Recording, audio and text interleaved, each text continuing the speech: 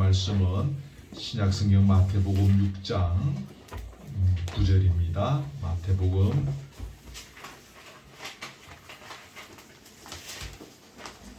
6장 9절에서 13절까지 말씀 제가 봉독해 드리겠습니다.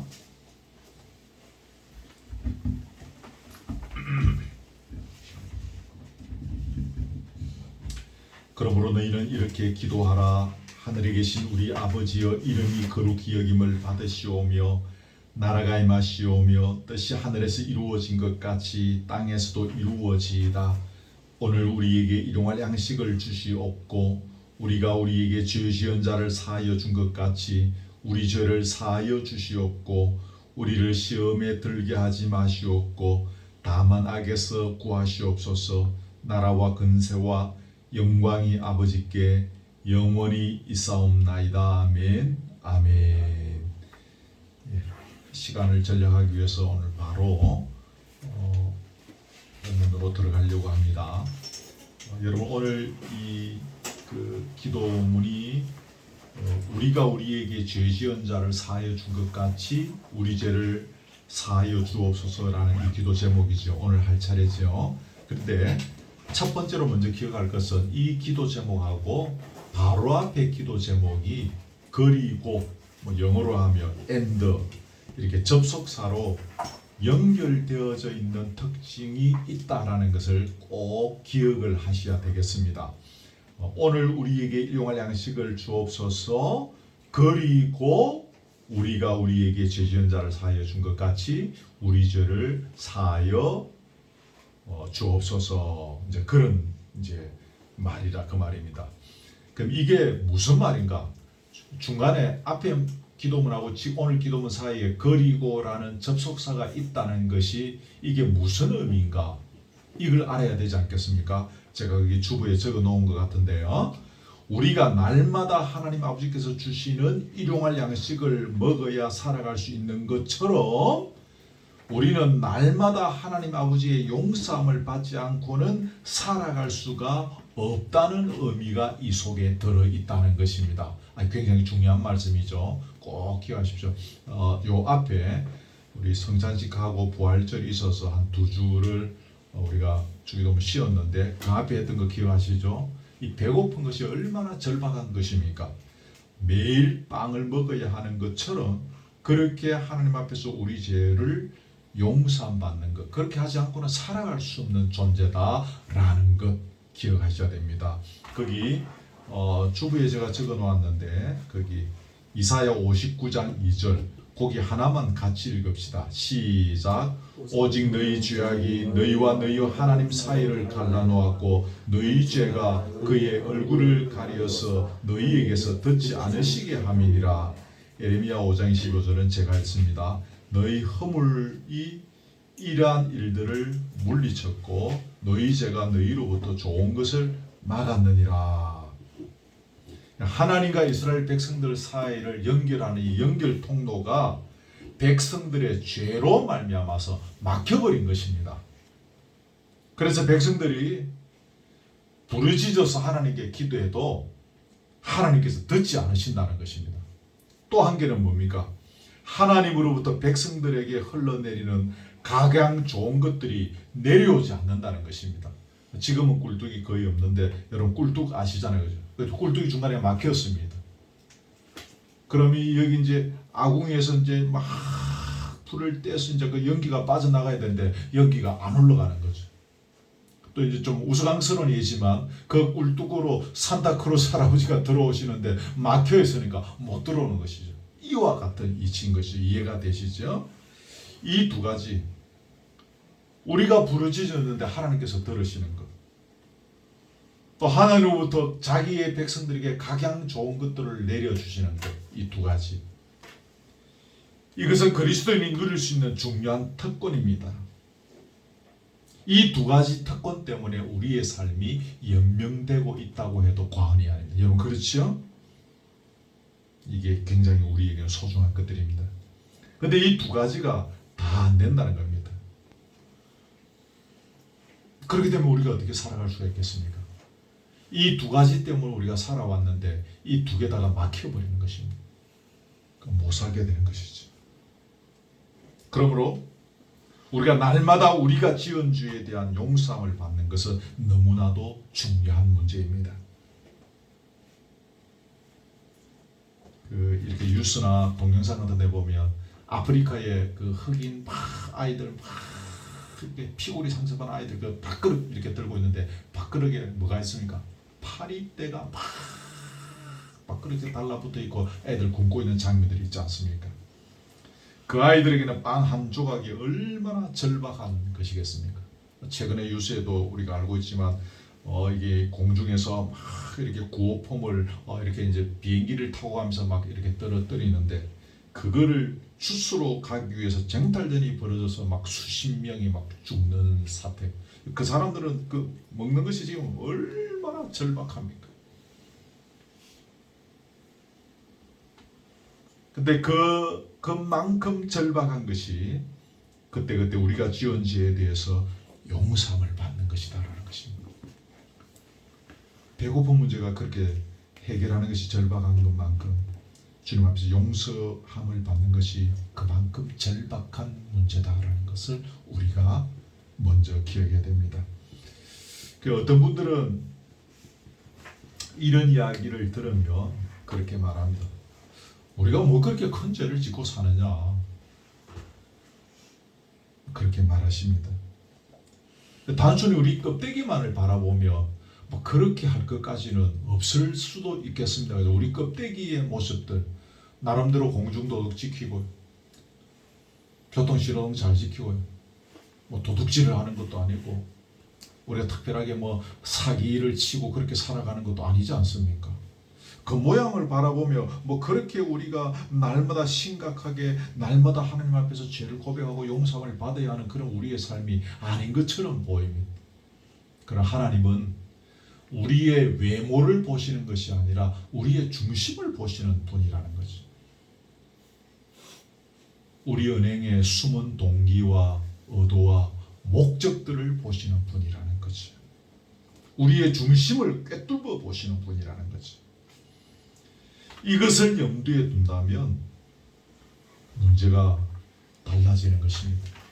심히 주님 앞에 부끄러워서 고개를 들 수가 없는 것입니다.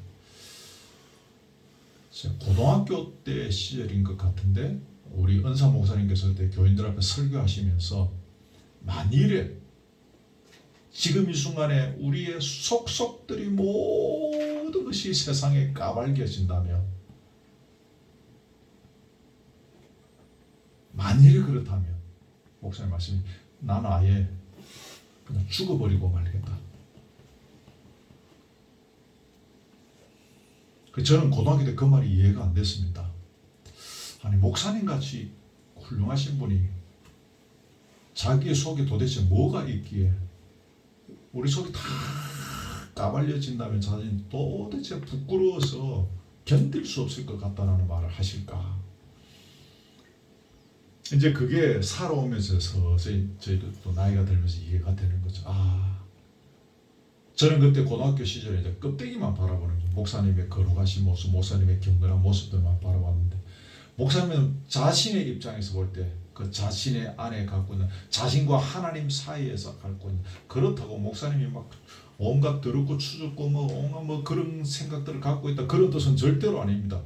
그냥 본인이 성경적 관점에서 하나님 앞에서 그렇게 부끄러운 모습들 혹은 때로 목사님도 남을 미워한 적도 있지 않겠습니까?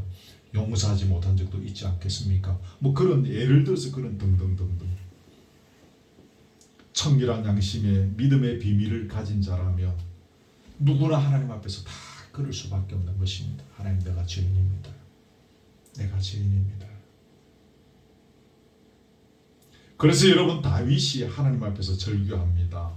여러분 거기 주부에 제가 적어놓은 것 같은데 시편 32편 3절 4절 있죠. 다윗의 절규를 같이 읽읍시다. 시작.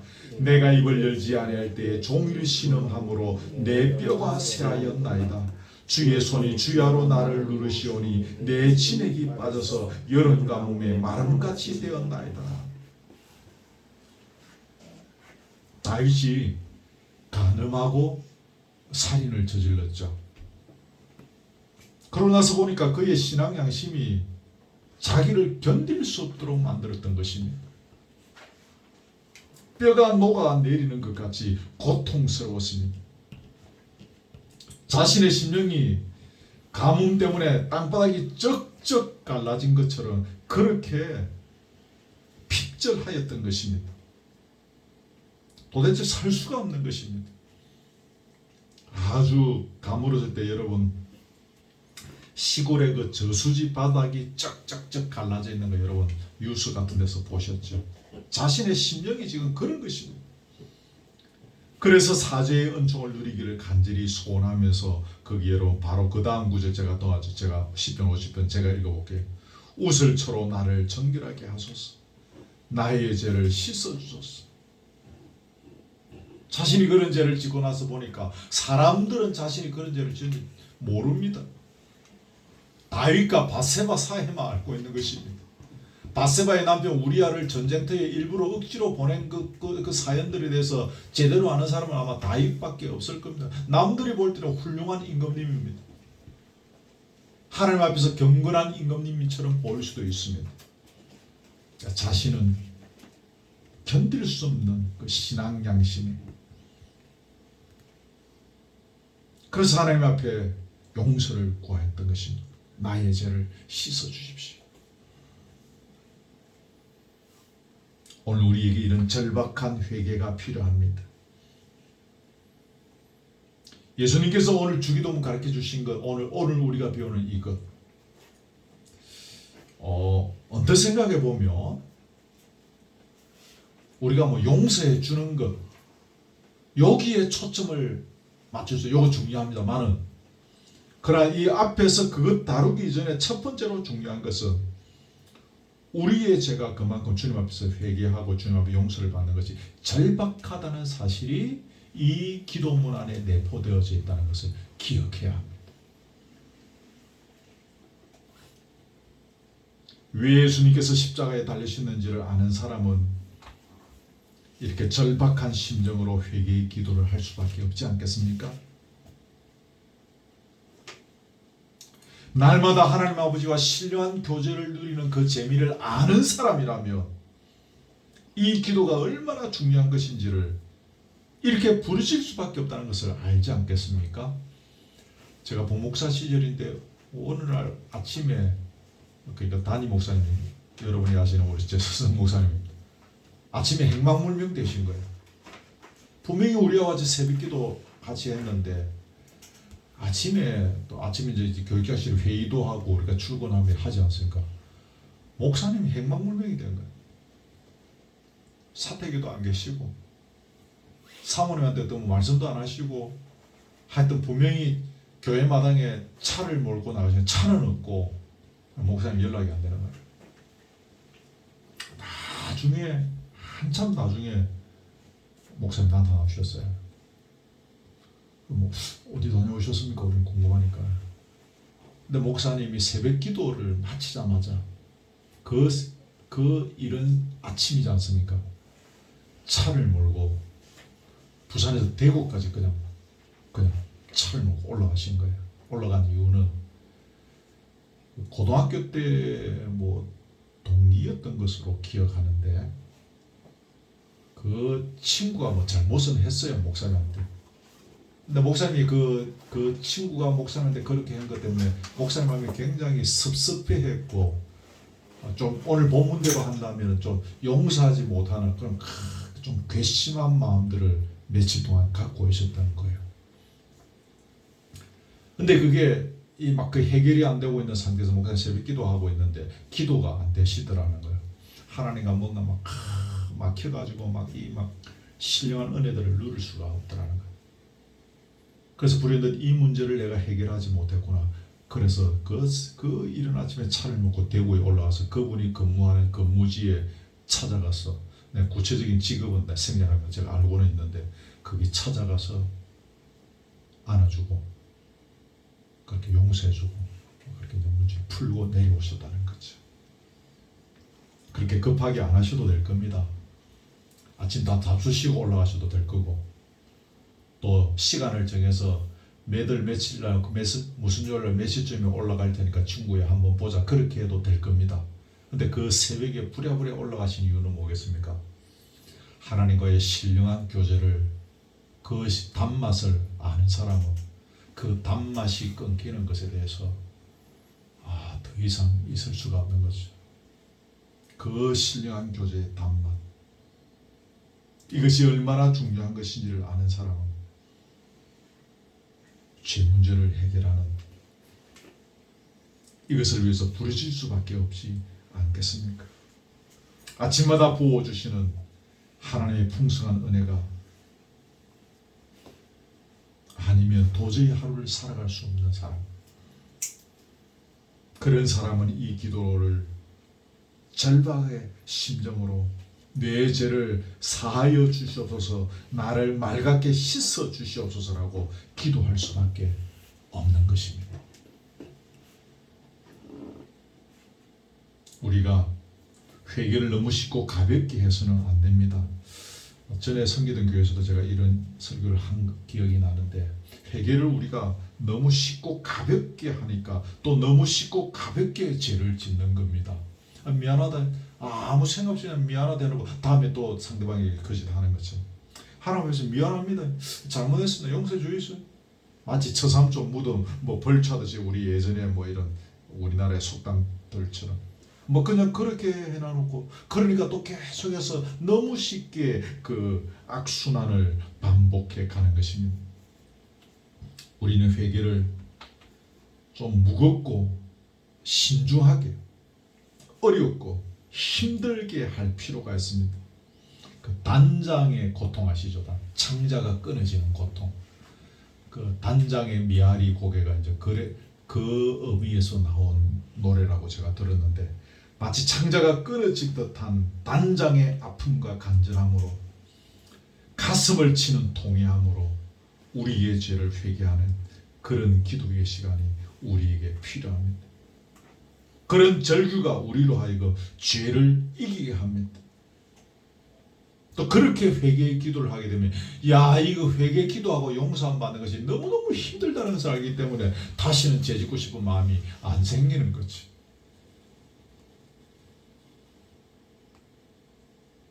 좀 오래된 이야기입니다만은, 제가 40대 시절이었던 것 같은데, 제가 명색이 목사지 않습니까?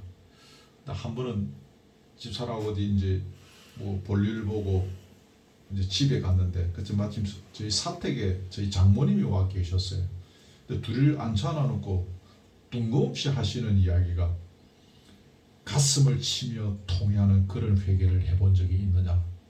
제가 명색이 목사인데 우리 장모님께서 그런 이야기를 저에게 하셨어요. 이제 부모의 입장에서 그런 이야기를 하는 거죠. 올해도 당신은 신앙생활을 하시면서 또 깨닫고 느끼는 것들이 있었고, 그래서 저희 부부를 앉혀놓고 그런 이야기를 하는 거죠. 제가 기분 나쁘게 듣고 그런 거는 전혀 아니었습니다. 그 말의 의미를 알기 때문에. 가슴을 친 그런 통회함의 회개를 해보셨는가? 저도 여러분에게 그 질문을 동일하게 던집니다. 여러분, 이런 절박한 고백 다음에 누릴 수 있는 것이 무엇입니까? 뭐죠? 하늘의 즐거움입니다. 그게 적어놨죠. 다시 우슬초로 나를 정결하게 하소서라고 부르짖습니다. 아까 우리 그거 했죠.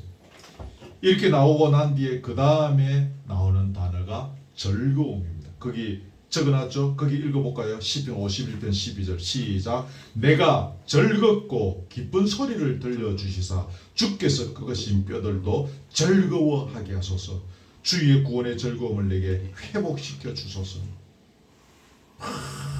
괴로워 죽겠습니다. 너무 힘들었습니다. 그냥 주께서 이제 자신의 죄를 용서해 주셨습니다. 회복되었습니다. 그때 누리는 것이 뭡니까? 즐겁다. 그 전에는 주께서 내 뼈들을 꺾으셔 버리셔서 너무 고통스러웠는데 그 뼈들도 즐거워하게 하소서. 주의 구원의 즐거움을 내게 회복시켜 주소서.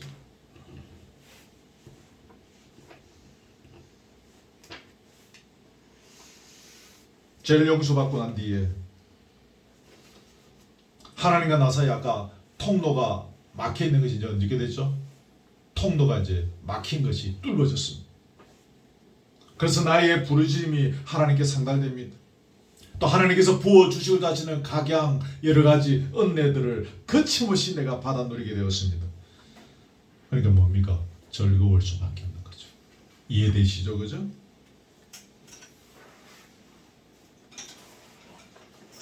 하나님과 나 사이에 통로가 막힘이 없다는 것은 세상의 그 어떤 것으로부터 방해받지 않는다는 뜻이기도 합니다. 썩 없어질 세상의 어떤 것으로도 방해받지 않고 간섭받지 않습니다. 즐거움인 것입니다. 그때 위로부터 부어지는 것이 뭐죠? 평화. 평화로다 하늘 위에서 내려오네. 그 평화가 정상적인 과정을 걸어가는 그리스도인들에게 임하게 되어지는 것입니다. 평화. 돈으로 살 수 없는 겁니다. 요새 뭐 이제 선거한다고 난리인데 그 권력 잡으려고 하는 것이지 않습니까? 어젠가 제가 지금 뭘 봤나 보니까 6번째 국회의원 선거 나온 사람이 있습니다. 5번 떨어지고 6번째 나오죠. 와, 4년이지 않습니까? 4, 5, 20년. 그래 이제 지금 6번째니까 4, 6, 20, 뭐 하여튼 뭐 20년, 25년 가까이를 선거에 올인해 온 거죠. 그러면서도 이제 그 자리 가고 싶은 거죠. 근데 그 자리에 오른다고 해서 줄 수 있는 즐거움 아닙니다. 하나님께서 위에서 부어주시는 평화, 즐거움인 것이죠. 이 은혜를 누리기를 주의 이름으로 축복합니다. 아멘. 다음에 두 번째 단락 넘어갑니다. 우리가 우리에게 죄 지은 자를 사하여 준 것 같이 우리 죄를 사하여 주옵소서라고 되어 있기 때문에 이제 단순하게 이 본문을 보면 우리가 남을 용서해 준 것만큼만 하나님께서 우리 죄를 용서해 주신다라고 생각할 수 있습니다. 근데 여러분 우리가 여기서 중요한 것은요. 내가 남을 용서해 주었기 때문에 그 대가로서 내가 주님으로부터 용서함을 받는 것은 아닙니다. 기억하십시오. 여기 어떤 뭐 조건이라고 생각하기 쉬운데 여기 조건부적인 표현은 절대로 아닙니다. 우리가 주님으로부터 용서를 받는 오직 한 가지 길은 무엇입니까? 십자가에 달리신 그리스도를 통하는 길밖에 없죠. 내가 저 사람 용서해 줬다고 해서 내가 주님으로부터 용서받는 것은 아니죠. 요 표현들을 우리가 지금 잘 이해해야 되는데 이 표현을 이해하기 위해서는 거기 마태복음 18장의 청지기 비유 나중에 집에 가서 한번 읽어보시고요. 그걸 꼭 참고하셔야 됩니다. 거기 보면 주인공으로 등장하는 종이 자기 주인에게서 10,000달란트를 빚졌습니다. 그리고 자기 동료에게는 100데나리온을 빌려주었습니다. 근데 주인으로부터 받은 10,000달란트는 탕감받았습니다. 내가 없었던 걸로 해줄게. 엄청나게 좋은 일이죠. 근데 자기가 자기 동료에게 빌려준 100데나리온, 그건 이제 그 동료가 안 갚는 거예요. 내놓으라고 윽박지르다가 결국 안 내놓으니까 옥에 집어 넣어버린 거죠. 여기에서 기억할 것은 한 데나리온은 당시에 그 성인 남성의 하루 품삯 정도가 된다고 합니다. 그러니까 100데나리온이니까 한 달에 25일을 일한다고 치면 25 곱하기 4 하면 100이니까 한 성인 남성이 한 넉 달 정도 일한 품삯 뭐 그렇게 그 정도 되겠죠. 그러면 이 10,000달란트는 어느 정도인가? 뭐 일단 여기 설명 다 생략하고 그 마지막 결론을 이야기하면 10,000달란트는 20만 년 동안 20년 아닙니다. 20만 년 동안 일하고 한 푼도 쓰지 않고 일하고 모아야 될 돈이 여기 10,000달란트입니다. 엄청난 차이죠. 비교할 수가 없죠. 주인이 이 소식 듣고 그 종을 불러서 나는 10,000달란트를 탕감해 줬는데 너는 꼴랑 그 100단위로 빚진 자를 붙잡아서 그 옥에 집어넣고 거짓을 했느냐. 그러면서 이 종을 불러서 10,000달란트 탕감해 준 것을 취소하고 옥에 집어넣어 버렸습니다. 갚을 수 없잖아요, 그죠? 20만 년 동안 일을 먹지도 않고 아무것도 안 하고 20만 년 동안 일해서 모아야 되는 돈을 어떻게 갚을 수 있겠어요? 못 갚는 돈이죠. 근데 어쨌든 탕감을 취소하고 옥에 집어넣었습니다. 이때 주인이 한 말이 있습니다. 요거를 나중에 집에 가셔서 성경을 꼭 읽어보십시오. 내가 너를 불쌍히 여긴 것 같이 너도 내 동료를 불쌍히 여김이 마땅하지 아니하냐. 내가 너를 불쌍히 여기지 않냐. 그것처럼 너도 네 동료를 불쌍히 여김이 마땅하지 않더냐. 근데 어떻게 그렇게 할 수 있느냐라는 것입니다. 여러분,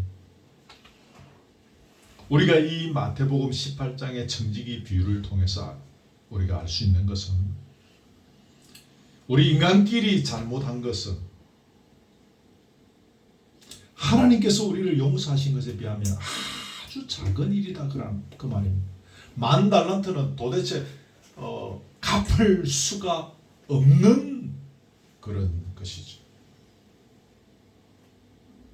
우리가 하나님께 용서받은 것 같이 우리도 형제를 용서하는 것이 그러므로 마땅하다는 것입니다. 그렇게 엄청난 것을 받았는데 이거 우리가 형제에게 빌려준 거 이 아무것도 아닙니다. 그만큼 우리가 하나님 앞에서 용서를 받았으니 우리가 형제를 용서해 주는 것이 당연하다, 마땅하다. 하나님으로부터 용서받은 사람은 그렇게 하는 것이 당연하다, 마땅하다는 것입니다. 그렇습니다. 내가 주님으로부터 용서받은 것에 대한 증거. 여러분 주님으로부터 용서를 받았습니까? 그럼 여러분이 이제 다 네, 용서받았습니다라고 대답하실 거예요. 그럼 그 증거가 뭔데? 증거가 어디 있습니까, 여러분? 그 증거는 나에게 잘못한 다른 사람을 내가 용서해 주는 것으로 나타나는 것입니다. 저번에 요 앞에 한번 강조했던 것이 뭡니까? 사랑이죠, 그렇죠? 그리스도인의 표지 중에 중요한 것이 사랑이다. 우리에게 사랑이 있음으로 해서 내가 그리스도인이라는 것이 증명될 수 있다는데 오늘 또 한 가지 나에게 잘못한 사람에 대해서 내가 용서해 주는 것이 내가 주님으로부터 그 큰 사랑, 큰 은혜를 받은 것을 나타내는 증거가 된다라는 것 말씀드립니다. 그러므로 우리가 우리에게 죄 지은 자를 사하여 준 것 같이 우리 죄를 사하여 주옵소서라는 이 말은 우리가 말로 다 할 수 없는 20만 년 동안 아무것도 안 하고 그냥 벌어서 모아놔야 갚을 수 있는 그만큼의 그 엄청난 은혜, 주님의 십자가의 은혜로 용서를 받았기에 우리도 형제를 용서하오니 우리 죄를 용서해 주소서라는 의미인 것입니다. 여러분, 우리는 용서할 능력이 없는 사람들입니다. 남을 용서할 만큼 우리 마음이 넓지도 못합니다. 다 그렇습니다. 저도 그렇습니다. 관용적이지도 못하고 너그럽지도 못하고 이타적인 부분도 우리에게 참 많습니다. 이타적이지도 않습니다. 우리 힘으로 도저히 용서할 수 없다 그 말입니다.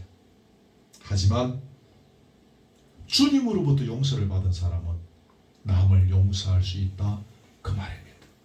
그 엄청난 용서를 함을 받았으니 나도 남을 용서할 수 있다라는 이치입니다.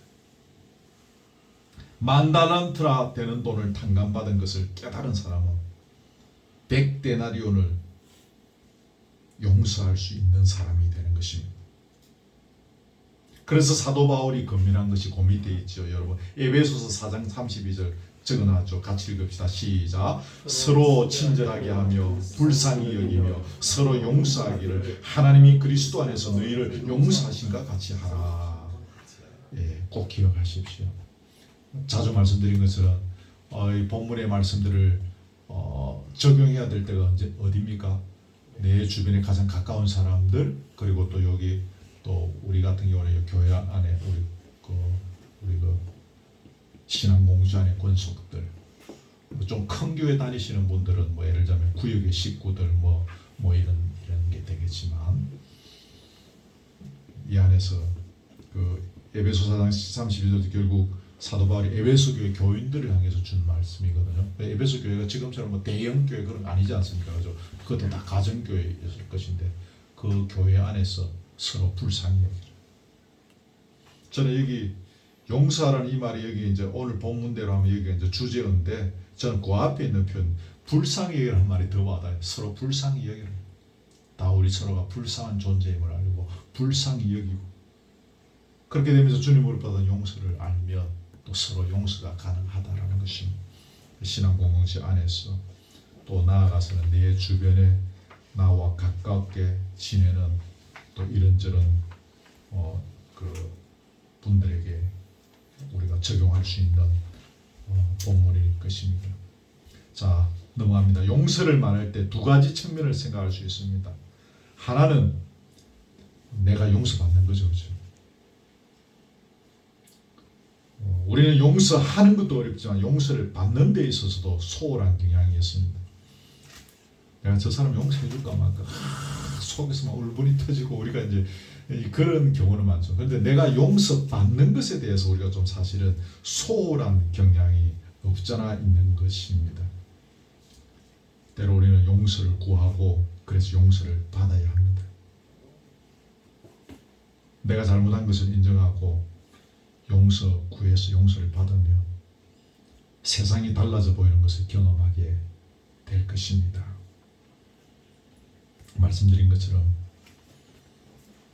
나와 가까운 사람들, 나와 늘 관계를 맺어가는 사람들을 통해서 이렇게 용서를 구하고 서로 용서를 받아주고 용서해주는, 교회 안에서 이것이 아름답게 이루어질 때에 하나님 나라가 세워지는, 우리가 전도 막 죽으라고 하고 해서 막 열방에 선교사 보내고 해서 하나님 나라가 세워질 수도 있겠지만, 제일 중요한 것은 어디입니까? 내가 그 안에 현장이 하나님 나라가 되어져야 하는 것입니다. 아멘. 그렇죠? 그럼 하나님 나라가 어떻게 되는 겁니까? 오늘 본문대로 하면 서로 용서를 구하고 서로 용서해주고 불쌍히 여기고, 여기에 하나님 나라가 세워지는 것입니다. 살다가 보면 나도 모르게 상대방에게 상처가 되는 말이나 행동을 하게 되기도 합니다. 지금도 그 생각하면 사실은 제가 아직까지도 이렇게 세월이 많이 흘렀지만 제가 굉장히 스스로 부끄럽고 미안한 일이 있었습니다. 제가 군대에 있을 때니까 얼마나 오래됐습니까? 근데 제가 거기에서 저는 무심코 이제 한마디 던졌는데 여러 명이 있을 때 우리 그 소대장이 그 말에 굉장히 상처를 입은 거예요. 사격장에서 이렇게 우리 이렇게 쭉 모여서 대기하고 있을 때인데 쭉 줄 서서 대기하고 있지 않습니까? 사격할 때. 제가 거기서 무슨 말을 던졌는데 좀 고참일 때였어요. 병장 좀 됐던 것 같은데 던졌는데 소대장이 굉장히 그 말에 좀 충격을 받았던 것 같아요. 그 저는 잊어버렸어요. 제대하는 날, 내일 제대를 합니다. 오늘 저녁에 이제 소대장, 중대장하고 뭐 이렇게 인사도 하고 가서 보고도 하고 하지 않습니까? 근데 그 소대장이 우리를 둘이서 제대했는데 둘을 앉혀놓고 제 이름을 부르면서 그때 했던 말들 내가 다 기억한다. 니는 나가서 잘 살 끼다. 뭐 이런 말을 하는 거예요. 내가 그때 무슨 말을 했지 보니까 이제 사격장에서 내가 어떤 말을 던졌는데 내가 그 사람한테 한 말도 아니었는데 그분은 그 저의 말에 굉장히 자존심 상하고 하여튼 막 모멸감을 느끼고 하여튼 나름대로 막 하여튼 그랬던 거예요. 제가 예를 들어서 하는 이야기입니다. 나도 모르게 무심코 던진 말이 상대방에는 엄청난 상처가 될 수도 있겠구나. 저는 그 얼마나 오래된 제가 안 잊어버립니다. 굉장히 그 소대장이 아주 인격적이고 아주 참 소위 말해서 착한 소대장님인데 아이고 내가 그 양반 마음을 저렇게 내가 긁어나고 내가 아직까지도 제가 한 번씩 어쩌다 기억이 나요. 어디 살고 있는지 아니면 내가 찾아가서 한번 미안하다라는 말을 하고 싶을 정도로 사실은 그러면 우리는 끊임없이 용서를 받아야 하고 내가 모르는 것까지 또 용서를 받아야 할 필요도 있는 것입니다. 용서의 또 하나의 측면은 뭡니까? 용서하는 거죠. 그죠? 용서하는 것. 참 어렵습니다. 쉽지 않습니다. 첫 번째 하나, 상대방이 나에게 찾아와서 용서를 구하는데도 내가 용서하기 어려울 때가 있어. 안 돼. 니는 절대로 말이야. 내가 용서 안 한다. 찾아오지도 마라. 꼴도 보기 싫다. 뭐 우리가 그럴 때가 있죠. 근데 여러분, 우리는 그리스도인이기 때문에 아까 말씀드린 대로 10,000달란트만큼이나 되는 그런 용서를 주님으로부터 받은 자들이기 때문에 내 마음으로 용서하기 어렵다 할지라도 그럴 경우에는 하나님 앞에 나아가서 그 문제를 가지고 기도해야 합니다. 그 기도가 한 달, 두 달 혹은 하루 이틀 만에 그 기도의 결론을 볼 수도 있겠고 때로는 몇 년이 걸릴 수도 있을 것입니다. 그 사람이 나에게 준 상처가 깊으냐 깊지 않느냐에 따라서 내가 그 사람이 나한테 잘못한 것이 내가 얼마나 크게 생각하느냐 작게 생각하느냐에 따라서 수십 년이 걸릴 수도 있을 것입니다. 그러나 우리 그리스도인은 이런 경우에 그 사람이 나에게 찾아와서 용서를 구할 때 기도해야 합니다. 여러분 억지로 막 하지는 마십시오. 억지로 용서가 됩니까? 안 되는데 그 거짓말인데. 기도하십시오. 이 문제를 가지고 꾸준하게 기도하십시오. 그럼 하나님께서 기도 속에서 우리 속에 역사하십니다. 내가 너를 얼마나 사랑하고 내가 너를 용서해 준 그 핏값, 그 아들을 십자가에 달는 핏값이 얼마나 큰 것이냐. 그걸 우리로 하여금 깨닫게 하십니다. 그게 깨달아지고 느껴지고 눈물 콧물을 흘리면서 나도 그 사람을 용서할 수 있게 되는 것입니다. 자, 뭐 여기저기서 여러분 예를 많이 들었을 것인데 그 유대인 그 젊은 자매가 두 자매가 그 포로승에 끌려가서 그 독일인에게 그 포로승에 끌려가서 온 몸을 그냥 빨가벗기고 그 사람이 그렇게 추한 행동을 하고 괴롭히고 고문을 하고 그런데 나중에 이제 전쟁이 다 끝나지 않습니까? 근데 이분이 이제 그런 고통을 당한 이 자매 중에 하나가 전 세계를 다니면서 주님의 복음을 전거하고 뭐 그런 사람이 됐는데 어느 지역의 집회에 가서 집회를 마치고 청중들하고 악수를 하는데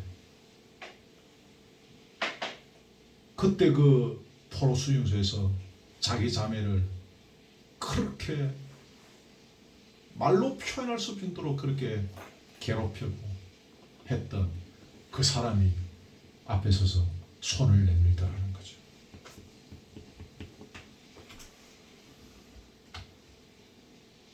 용서하는 것이 참 어렵습니다. 근데 그분이 그렇게 화해의 복음을 전가하고 다니는 사람이었지만 그 순간에 악수가 안 되더라는 거예요. 어렵더라는 거예요. 근데 저거 머뭇거리면서 서서 자기가 잠시 기도하고 뭐 하는 가운데 성령의 능력으로 손을 내밀고 악수하게 되었다는 그런 이제 고백을 들은 적이 있습니다. 그때 그분이 했던 표현이 그겁니다. 하나님께서 나를 용서하실게요. 나도 하나님 주시는 힘으로 저 사람을 용서하겠습니다. 그런 마음으로 그 사람에게 악수를 내밀었다는 것을 제가 기억합니다. 참된 그리스도인의 표지는 주님으로부터 용서받은 사람으로서 주변의 모든 관계에서 용서함을 베풀고 그래서 화평의 삶을 사는 것입니다. 두 번째, 하나님의 섭리가 있음을 인정한다라는 것입니다. 인간의 성경으로 생각하면 막 그냥 이 뭐 강대상에서 쓰기 어려운 이 표현들 뭐 일종 인간의 성경으로 생각하면 저거는 아이고 막 어떻게 해도 막 그냥 속이 안 풀리다 싶은 그런 사람이 있을 수 있습니다. 얼마든지 있습니다. 여러분 요셉의 경우에 어떻게 했습니까? 형들이 그를 막 미워했습니다. 하다가 구덩이에 던졌다가 나중에 다시 끄집어내어서 노예 상인들에게 팔아먹었습니다. 저 애국까지 낯선 땅에 끌려가서 그래서 또 보디발입니까? 그 집에 팔려갖고 그러다 그 안에서 또 이렇게 누명을 쓰고 감옥에 들어가고 그 험한 세월 보냈지 않습니까? 누구 때문에? 형들 때문에. 그래서 형들을 나중에 만났죠. 총리가 되고 나서. 요셉이 뭐라고 합니까? 나를 형들이 이곳으로 보낸 것 때문에 걱정하지 말아라. 나를 이곳에 보내신 분은 하나님께서 보내셨다. 생명을 구원하신 일에 사용하시려고 형들을 앞서서 하나님께서 나를 이곳에 보내셨으니 형들을 걱정하지 마십시오. 이런 유명한 말을 요셉이 남기고 형들을 다 용서해주고 끌어안고 포옹하고 울고 불고 그렇게 했지 않습니까? 하나님의 섭리에 의해서 그렇게 되었다라고 요셉은 인정하게 된 것입니다. 하나만 더 예를 듭니다. 다윗이 자기 아들 압살롬을 피해서 막 도망다닙니다. 근데 그 옛날에는 전에는 아무것도 아닌 자들이 거기 그 심의라는 작자가 있습니다. 다윗에게 돌을 던지고 먼지를 뒤집어 던지면서 왕이지 않습니까? 왕이 아이고 이 비루한 자여, 아이고 이 비겁한 자여, 아이고 이 누추한 자여 그러면서 아이고 막 그러면서 그냥 그 인격적인 모독을 가하는 것입니다. 그때 다윗의 부하가 말하는 나에게 허락해 주십시오. 저놈의 목을 당장 베어서 임금님 앞에 갖다 놓겠습니다. 근데 다윗이 한 말이 무엇이면 놔두어라. 하나님께서 저로 하여금 나에게 이렇게 하게 하시니 그냥 놔두어라. 하나님께서 그렇게 하시니 하나님께서 저에게 나를 저주하라고 하시니 그냥 놔두어라. 그래서 그냥 지나갔다는 것입니다. 미움의 감정이 민물처럼 엄습해 올 때가 있을 것입니다. 그럴 때 우리는 나를 향하신 하나님의 섭리를 묵상하는 것이 필요합니다. 하나님의 섭리가 도대체 뭐지? 또 이런 문제도 나오지 않습니까? 그건 지금 모릅니다. 그냥 기도해야 하는 것입니다. 이 엄청난 내가 이런 엄청난 미움과 박해와 서러움을 당하는 것 속에 하나님의 섭리가 있을 것이다.